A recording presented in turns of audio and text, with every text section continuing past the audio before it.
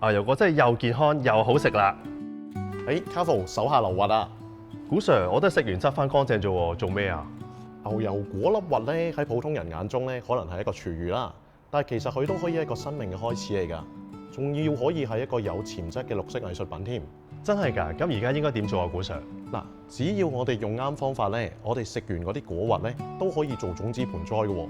無論你係園藝新手啦，或者係老手啦，佢都係一個入門嘅好選擇嚟㗎。嗱，唔單止可以美化家居啦，仲可以為你帶嚟成就感添。如果你想由種子開始種植一個盆栽嘅話咧，就跟我嚟啦。好啊。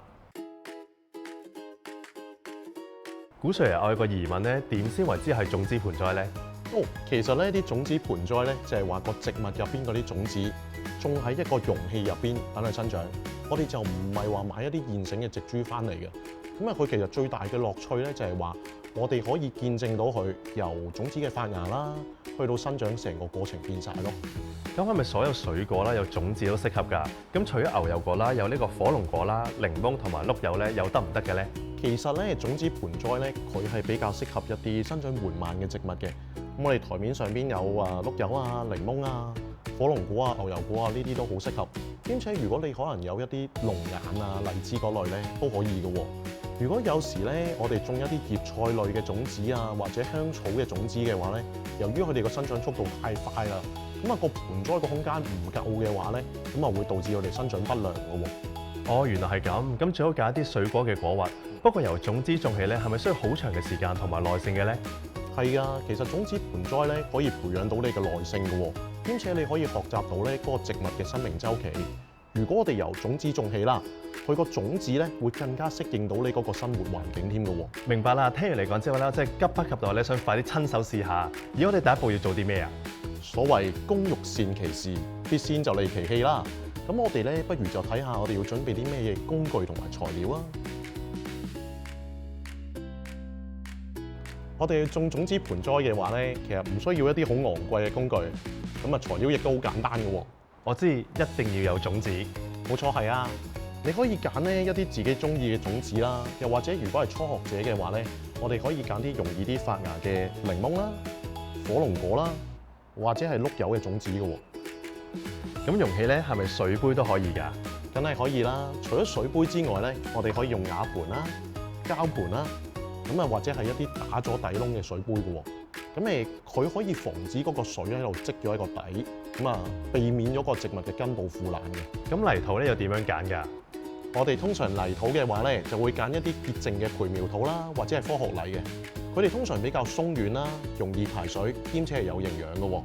咁如果你去種嘅話咧，千祈唔好用一啲戶外嘅泥土啊，因為咧好容易帶有一啲病蟲害，影響嗰個種子嘅生長嘅。明白啦，仲有啲咩工具咧需要準備嘅咧，古 Sir？其實咧，我哋都要有呢啲淋水嘅工具嘅，咁啊，好似一個尖嘴壺啊，或者係啲噴水壺咁樣啦。咁我哋亦都要有一啲夾種子嘅鉗啦，裝飾用嘅石米啊，裝飾石咁樣啦。如果我哋可以再專業啲嘅話咧，有個標籤同埋筆，記錄翻嗰個植物品種同埋嗰個種植日期，咁就好好啦。咦，我仲記得保鮮紙喎，又有啲咩用途㗎？其實咧呢個保鮮紙咧就係幫我哋盆栽保濕嘅。咁佢係我哋嘅種植小秘訣嚟㗎，轉頭示範俾你睇啦。材料都準備好晒啦，古 Sir 啊，種植嘅步驟又係點㗎？嗱，Careful啊，我哋開始之前咧洗乾淨對手先，避免污染。然後咧，我哋第一步咧就要處理啲種子啦。有啲種子咧要預先處理嘅喎，好似個碌柚嘅種子咁樣啦。你見到佢咧啱啱剝出嚟嘅時候就係咁嘅樣。然後咧，我哋要用水咧浸佢4日。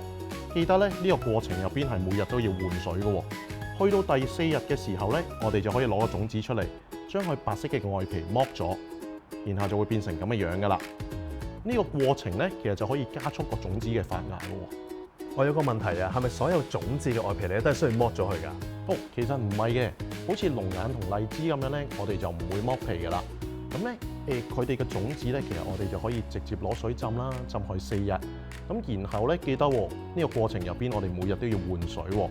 咁之後就可以直接攞去種噶啦。而火龍果嘅種子咧太細粒啦，我哋就唔使攞水浸嘅。咁你可以將個果肉去除咗，咁種子出咗嚟咧就直接可以種噶啦。我哋可以將個果肉啦放入個煲湯魚袋入邊啦，咁啊係咁捽佢，將個果肉捽走咧，個種子就會直接出咗嚟㗎啦。好啦，咁我哋下一步應該要點樣做咧？我哋第二步咧，其實就係填充嗰啲土壤。我哋喺個容器入邊咧，填入啲泥土入去，輕輕一咁啊唔好呃得太實喎。咁啊個泥土嘅表面咧，要保留翻2至3厘米嘅空間俾佢。之後我哋咪要淋水啊，古 Sir。係啊，我哋要將個土壤咧淋到濕潤，但係記得我哋唔好積水喎。咁跟住下一步咧，係咪播種啊，古 Sir？冇錯啊，咁咧播種嚟講咧，我哋通常咧就會根據種子嘅大細決定佢個種植嘅深度嘅喎。正常而言啦，嗰個種子嘅體積嘅直徑2至3倍咧，就係佢種植嘅深度嚟㗎啦。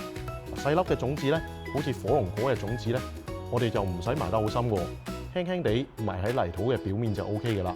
而大粒嘅種子咧，好似碌柚嗰啲種子咧，我哋就要埋得深啲嘅喎。咁佢哋個種植間距咧，大概係1 cm 度。我哋避免咧佢哋種植得過量擁擠嘅。咁然後咧，我哋種植嘅時候咧，就可以將佢哋排列成圓形咁樣，生長起上嚟咧就會好靚㗎啦。種植之後咧，我哋可以將啲泥冚翻上去啦，輕輕覆土，然後用個噴壺咧將啲水噴落去，保濕翻，咁就 O K 㗎啦。播完種係咪完成㗎啦？未完㗎，我哋要為個盆栽咧提供一個適宜嘅環境，放喺一個温暖嘅地方。理想嘅温度咧，大概係20到25度左右嘅。我哋咧仲要幫嗰個盆栽咧吸一個保鮮紙上去，將個濕度咧保持喺70% 以上喎。記得我哋每日要幫佢通風10至15分鐘，以防佢發毛嘅喎。當我見到種子發芽啦，咁應該點樣處理好咧？其實咧，你見到個種子發芽咧，我哋就可以將個保鮮紙整走去㗎啦。然後咧，將嗰個盆栽移去有散射陽光、通風嘅地方。平時淋水嘅時候咧，我哋要泥土乾嘅時候先至好淋。其實點樣做咧？我哋用個手輕輕掂下個泥土表面，發覺佢乾咗啦，我哋就可以淋水。咁但係要記住喎，淋水嘅時候咧，如果淋得太多嘅話咧，會引致根腐病，要小心處理㗎。當個小苗咧生長到2至4片真葉嘅時候咧，我哋就可以將佢換去一個大啲嘅盆嗰度，或者咧我哋唔換盆，由佢一路生長都得嘅。咁有啲咩咧？平時我哋常見嘅錯誤咧係需要注意㗎。梗係有啦。除咗咧，我哋唔好俾個泥土完全乾燥之外咧，我哋仲要避免將個盆栽擺喺直射嘅陽光之下，灼傷啲小苗喎。如果呢個盆栽上邊咧有蚜蟲嘅話咧，我哋可以用一啲稀釋嘅番梘水噴一噴佢就可以㗎啦。一個小小嘅盆栽，原來有咁多學問㗎。望住佢咧，我真係非常之有滿足感啊！古 Sir 啊，咁除咗啲基本步驟啦，同埋日常照顧之外咧，有冇啲咩專業嘅秘訣咧話到俾我聽啊？等我種佢咧種得更加靚咧，同埋更加好啊嘛！梗係有啦，等我同你分享一下咧更加進階嘅知識，同埋話你知咧嗰個種植種子盆栽咧有啲乜嘢好處啊！好啊。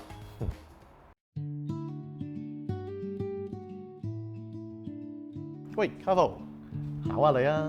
我哋種植種子盆栽咧，其實有咩好處㗎？一來可以美化環境，二來又環保，最緊要咧種起嚟非常之有成功感添啊！你講得啱啊！我哋種植種子盆栽咧，唔單止環保，仲可以教育到小朋友咧了解個生態，兼且我哋種植期間咧可以減壓療愈啦，仲可以節省成本添喎。咁以一個檸檬葉為例啦，我哋將佢切碎，加啲肉碎一齊炒，今晚仲可以加餸添啊！咁種子盆栽咧有咁多好處啦，咁佢背後有啲咩科學原理咧？古 Sir，梗係有啦。其實種子嘅杯乳咧，首先佢會提供能量先嘅，然後咧佢嘅根系就會吸收水分喎。咁佢嘅莖啦同埋葉咧就會進行光合作用，製作一啲養分出嚟嘅。咁其實我哋可以經過種子盆栽咧睇到一個植物嘅完整生命週期嘅喎。咁如果想佢生長得好啲啦，同埋快啲啦，有啲咩秘訣咧？古 Sir？如果你想個種子盆栽咧加速生長嘅話咧，其實我哋可以等個種子發芽之後2個星期，我哋就加啲液態肥料落去，又或者我哋可以用一個 LED 燈加速佢生長都得嘅。明白晒啦，古 Sir，我都急不及待咧，想快啲翻屋企食晒啲水果去，然之後將啲種子種起嚟，咁咧順便可以綠化埋屋企啊嘛。非常好啊！今次咧，我哋帶大家了解咗種子盆栽由準備去到步驟，去到知識。希望今次我哋嘅種植分享咧，可以激勵到大家試一試啦。冇錯啊，其實園藝咧冇想象中咁難嘅，大家都要親手試下。冇錯，園藝咧其實就冇話失敗嘅，只有學習同埋嘗試。希望大家都可以享受到咧呢一份由零開始嘅滿足感。我哋下次再見，拜拜。